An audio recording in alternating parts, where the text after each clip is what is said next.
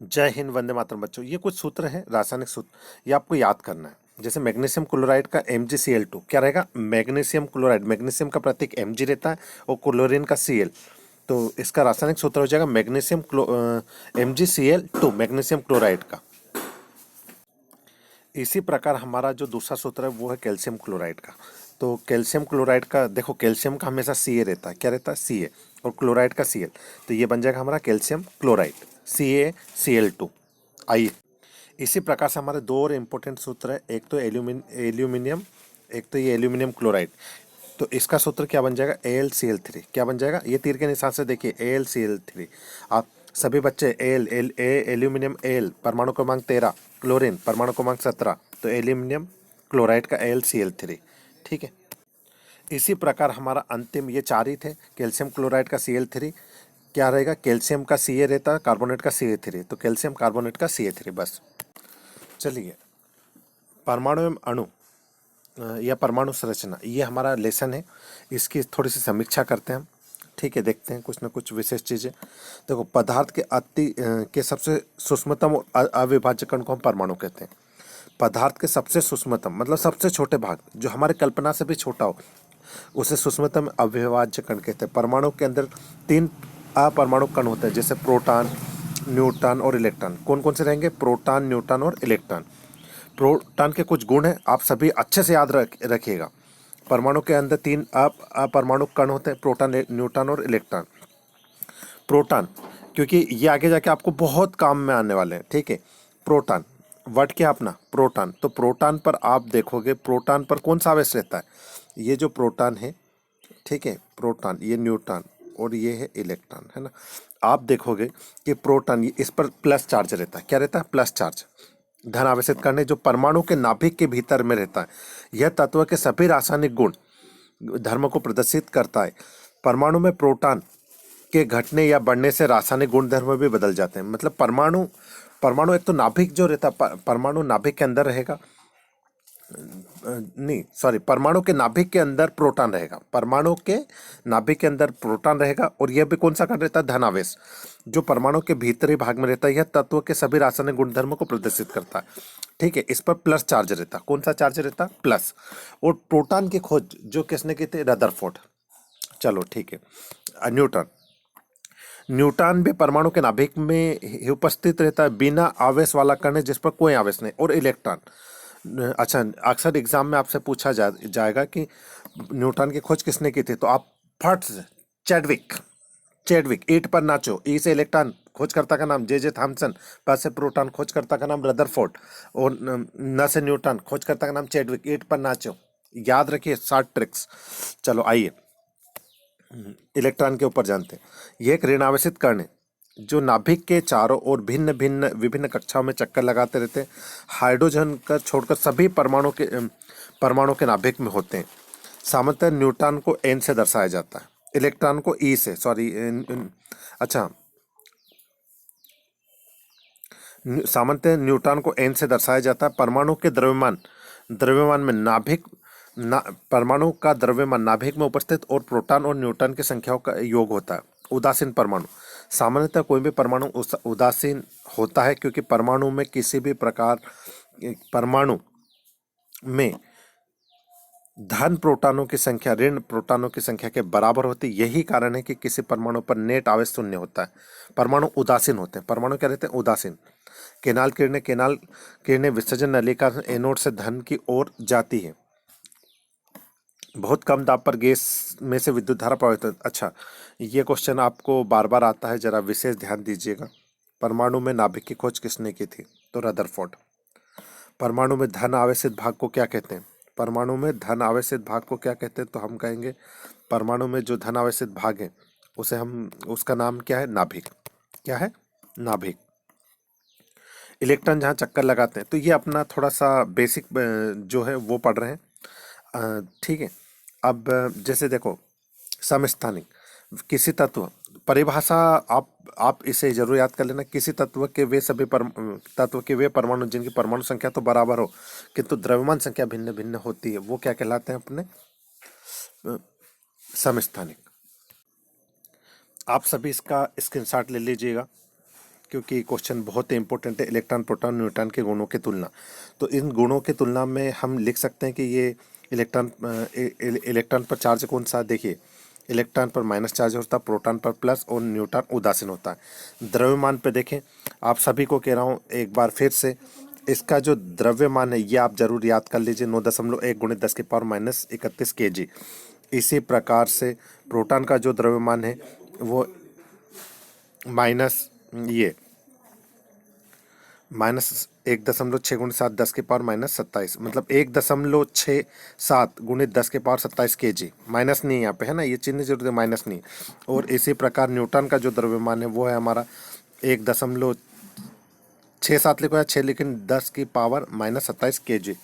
ये आप इन दोनों का प्रोटॉन और न्यूट्रॉन का तो लगभग सेम है, आप इलेक्ट्रॉन का थोड़ा सा कम है, तो आप इसको जरूर याद कर लीजिएगा। और आवेश के लिए मैं बार बार कह रहा हूँ, आवेश क्लास में भी समझाता रहता हूँ कि इसका जो आवेश है इलेक्ट्रॉन पर इन चार्ज 1.6 गुणित माइनस 1.6 गुणित 10 की पावर 19 कूलाम।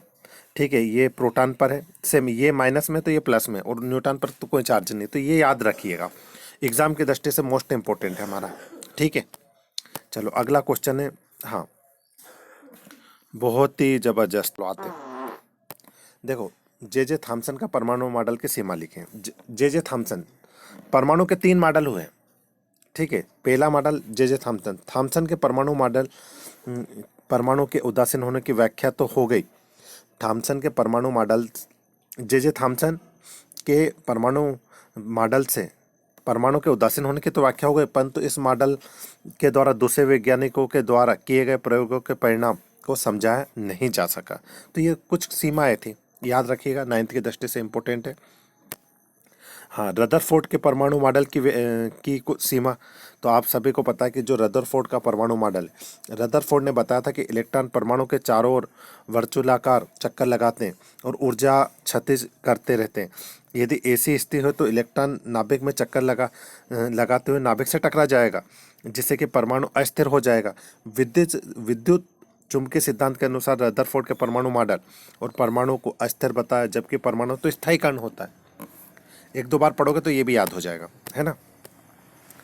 बोर के परमाणु की व्याख्या, देखो ये हमारा एक तरीके से परमाणु मॉडल है। ठीक है, ये बीच में नाभिक हो गया, बीच में क्या हो गया, मैं इसको जरा थोड़ा सा और जूम कर देता हूँ, है ना। इसको ये जूम यदि करके देखें तो ये जो दिख रहा है ना, ये है आज का परमाणु मॉडल। बीच में नाभिक है, पहली कक्षा, दूसरी कक्षा, तीसरी कक्षा। पहली कक्षा को के कहेंगे, दूसरी को एल कहेंगे, तीसरे को एम कहेंगे और चौथी कक्षा को एन कहेंगे। आइए कुछ एक चित्र के द्वारा समझते हैं कि इलेक्ट्रॉन कैसे चक्कर लगाते हैं। ठीक है, वो चित्र से आप बिल्कुल समझ जाओगे। देखो ये नाभिक की ओर इलेक्ट्रॉन चक्कर लगाते हैं, आप दिख रहे होंगे, ये इलेक्ट्रॉन है, ये पहली कक्षा है, अभी जो बता रहा था ये इलेक्ट्रॉन घूम रहा है। और ये कैसे, देखो कक्षा में चेंज, और पहली कक्षा में 2 ही इलेक्ट्रॉन रहते हैं। कितने इलेक्ट्रॉन रहते हैं? 2। तो बीच में क्या हो गया, नाभिक, और ये वृत्ताकार कक्षाओं में इलेक्ट्रॉन चक्कर लगा रहा है। ठीक है, तो आशा करता हूँ कि ये समझ में आ गया। चलो आइए बोर के परमाणु मॉडल की व्याख्या करते हैं। ठीक है, नील्स बोर ने अपने परमाणु मॉडल की निम्न अवधारणा प्रस्तुत की। इलेक्ट्रॉन कुछ निश्चित कक्षा में ही चक्कर लगाते हैं, जिन्हें हम इलेक्ट्रॉन की विविध कक्षा कहते हैं। अभी मैंने आपको देखा था, इलेक्ट्रॉन एक निश्चित कक्षा में ही चक्कर लगाते हैं। ठीक है, जब इलेक्ट्रॉन इस विवृत कक्षा में चक्कर लगाते हैं तो उनकी ऊर्जा का विकिरण नहीं होता। ठीक है, तो ये कक्षा और ये अभी हमने देख ही चुके हैं। चलो आइए क्वेश्चन, जे थॉमसन परमाणु मॉडल किसका, जे स्क्रीनशॉट ले लीजिएगा। रदरफोर्ड का परमाणु मॉडल, इसका भी स्क्रीनशॉट ले लीजिएगा। ठीक है, और अब जो हमारा है ऑक्सीजन सिलिकॉन, हाँ ठीक है, हर साल एग्जाम में इसमें से क्वेश्चन आता ही आता है। परमाणु संख्या किसे कहते हैं?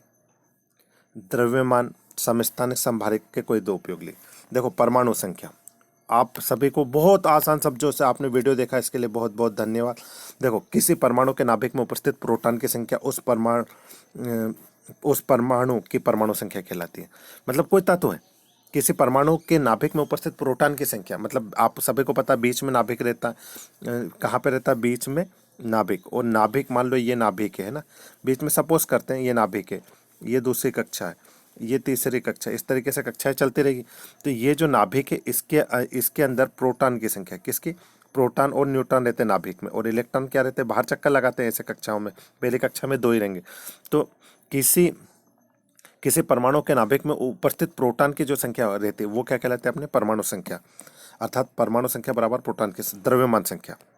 तो आप सभी को पता ही होगा कि हमने अभी एक चित्र बनाया, मान लो ये एक,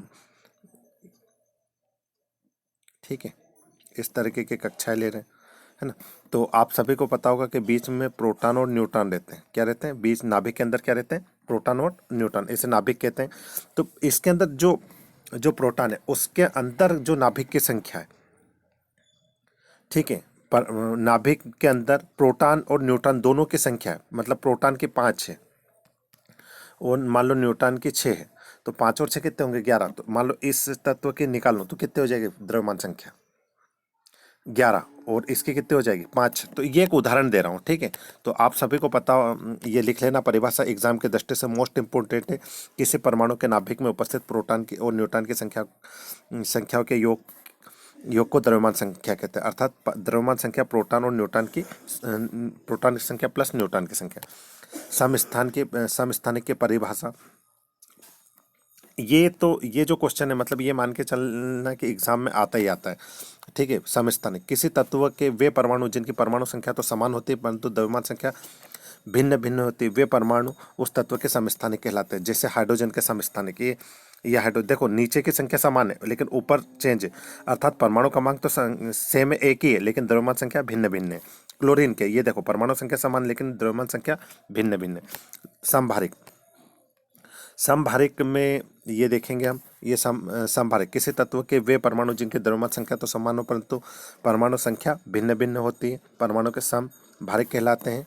ये उदाहरण देखो, द्रव्यमान संख्या समान है लेकिन ये क्या है, भिन्न भिन्न, ठीक है, परमाणु संख्या। चलो तो स्क्रीनशॉट ले लीजिएगा।